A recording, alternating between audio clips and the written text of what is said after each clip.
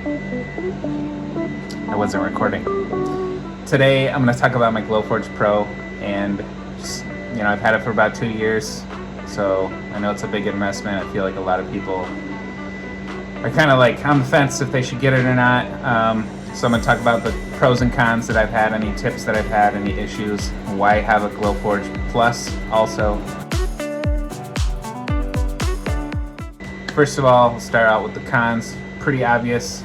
It's web-based. Everybody hates this, but I feel like that's also a pro, and I'll get into that in a sec.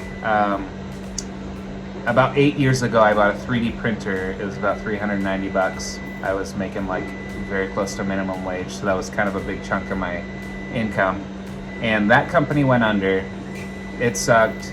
They came out with their own like offline service eventually, but because they were web-based as well, it was just people were left in the dark. Everybody hated the company.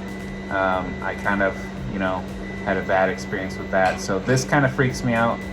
I don't want a $6,000 boat anchor. So hopefully if they are like, hey, we're losing money, we should close the doors, let's get the customers like an offline version, that would be super. Another con that is kind of on me is, like in the videos they show the guy, engraving chocolate on their kitchen counter, super cool.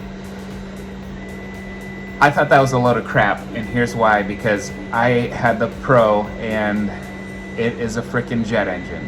It's so loud. My wife was laughing at me the first time I turned it on. She's like, you ain't turning that on in the kitchen counter.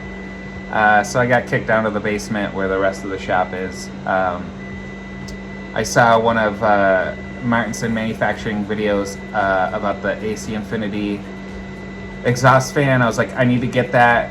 And then I am the biggest idiot ever. I bought one. I, plumbed it out the window. Everything is great. I turned it on. Super loud still. You got to turn the exhaust fan off on the machine for it to make sense. And I found that out like a month ago. I've had this machine for like almost 2 years. So get the fan, get the Martinson manufacturing adapters. They're awesome. But turn the machine fan off. It's so quiet. Like, I can have a conversation over there now while it's running. Which is kind of a bummer now, because when I'm upstairs, I can't hear that it's done cutting. So I have to like start a timer when I have to cut a bunch of stuff. So pros, it's web-based. So if you want to just start cutting stuff, you don't want to dink around. If you're not, that ambitious, you could just put the proofgrade material in. The camera scans it, scans the little QR code on there. It automatically tells the machine what to cut, the cut settings, engrave settings, score settings. You just kind of tell it what lines to cut or engrave. And it's very easy. They have like a pro service that I don't use because I don't want to pay that much, and I have Illustrator. And I'll kind of talk about my workflow real quick. I draw stuff in Illustrator or another software that I use for the CNC router. So I'll draw it, export it as a PDF, and import it. It's fine for me. And that kind of speaks to the web service. Like, I would kind of hate to have to plug in something every time. I have 1, 2, 3, 4, 5, 6, 7, 8, 9, 10, 11, 12 3D printers that I have to do that for all the time. It's a pain to save, especially if you're like, oh crap, I was gonna score that line, not engrave it. Like, it just saves a lot of time. And if I'm at work at my day job and I need to engrave something that's gonna take like 4 or 5 hours, I can tell my wife, hey, just go press that glowing button downstairs. She gets one of the kids and they push it, and it's really fun for them.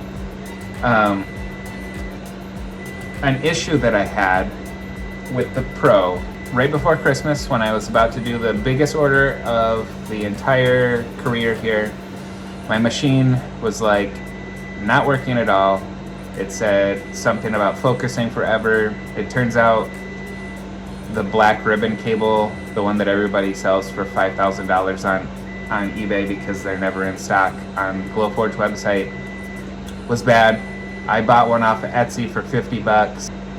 I also needed the there's a white ribbon cable that goes underneath the hood where it connects the LED bar to the camera. That wasn't working at all. It was saying like I can't take a picture, so I replaced those two cables. It was fine. Glowforge sent me a new replacement after a while. That was one issue. With the Pro, I had just emailed the tech support because I had started out cutting 3/16 clear acrylic. That's almost the only thing that I ever cut on that machine, it seems like. I was cutting it at about 130 speed. I want to say inches per minute, but that's not accurate. It's the Glowforge settings. It was cutting fine, and then after time, it just kind of was like, had to go slower and slower, and then I eventually got to 100, and I was like, I remember Troy the Maker cutting through 1/2 inch acrylic with 100, I think at 2 pass. I'm like, this isn't right. So I emailed them, and they got on their computer and then sent some information to the machine, told me to turn it off and on, and it works fine now. Cuts just as good as the Plus, which is also cutting at 130. So if you have that issue, contact support, but also clean your machine frequently. So kind of go back to the laser breaking down right before Christmas. I had to contact a friend that also had a Glowforge. She used my referral code. It was awesome. I got $600. I had to pay her so much money to cut my stuff around Christmas time, about 90% of my orders, and I was just like, this is never going to happen again. So I bought the Plus. So now I have 2 machines. You know what else? This little guy here, this like little rubber strip, mine broke, and they don't sell it in their store. I'll show you. Yeah, just kind of like, it got old. I don't know, I pulled some material through a little too hard. I also wanted to talk about the proofgrade material because I think it's expensive. And that might be my fault because technically, because I'm a business, I contacted a local parts sheet supplier of acrylics and stuff, and I was like, hey, can I buy stuff from you guys? And they're like, well, what's your tax ID number? So I gave it to them. I get the wholesale pricing. What I have been doing is I've just been buying a full 4x8 sheet, cutting it down to Glowforge sizes. There's a nice little drop at the top that I can dink around with, and it's so much more cost effective. So if you're looking for, you know, like a mass order or something, like maybe contact like a local sign shop or something and have them, you know, sell you a sheet cheaper than what you can get proofgrade material at, because it's like, dude, it's like $20 a sheet. What do you... Obviously, shameless plug here. If you're gonna buy a machine, use my referral code in the link in the description. You'll save a butt ton of money. I'll get paid for it, and yeah, it's cool.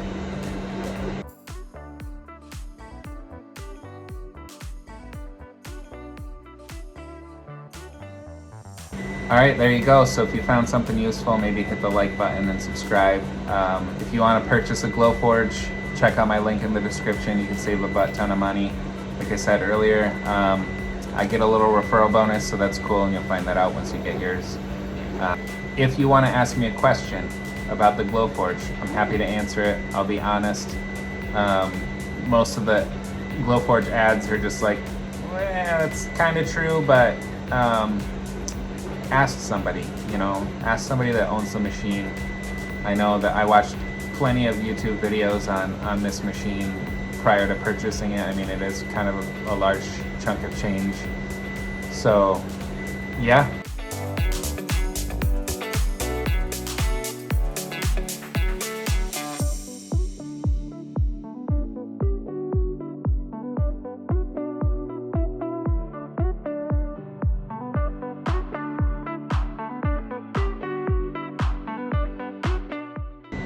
Oh, I also have a mini fridge now down here, so it's pretty dope. There's soda in there.